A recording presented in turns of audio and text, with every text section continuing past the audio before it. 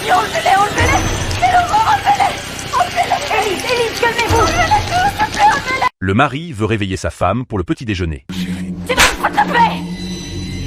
Il réalise que quelque chose ne va pas. Arrivé à l'hôpital, la femme reste dans le coma avec une forte fièvre persistante. Le médecin soupçonne d'abord une tumeur cérébrale, mais les examens montrent que tout est normal. Pourtant son état s'aggrave de plus en plus. Elle commence à avoir des crises d'épilepsie. Elle ne sait même plus écrire son propre nom. Un autre médecin leur demande s'ils ont examiné sa poitrine, car sa mère est morte d'un cancer du sein. Heureusement, l'examen ne révèle aucun cancer. Les médecins ne parviennent pas à trouver la cause. C'est alors qu'un nouveau symptôme apparaît. La femme commence à avoir des hallucinations. Elle voit des centaines d'araignées ramper sur ses bras. House pense que ces symptômes ressemblent à la maladie du sommeil africaine ou à la tularemie, mais elle n'a jamais mis les pieds en Afrique. Et la maladie du sommeil se transmet par le sang et les rapports sexuels. Donc pour confirmer le diagnostic, le médecin doit lui poser la question directement.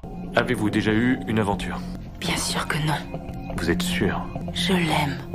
Elle répond sans hésiter. L'équipe la traite donc pour la tularemie. Mais juste après l'administration du médicament, elle fait un choc. Il n'y a qu'une seule explication. Ce n'est pas la tularemie. House n'a pas d'autre choix que de l'examiner lui-même. Puis il prend le mari à part pour lui dire la vérité. Le mari refuse d'y croire. Sa femme préfère mourir plutôt que d'avouer. Il demande au médecin de continuer à traiter sa femme pour la maladie du sommeil africaine. Peut-être est-ce la force de l'amour. Peu à peu elle est tirée d'affaire. Le mari ne peut pas accepter la trahison de sa femme. Il s'en va, laissant la femme allongée sur son lit d'hôpital, submergée par les regrets.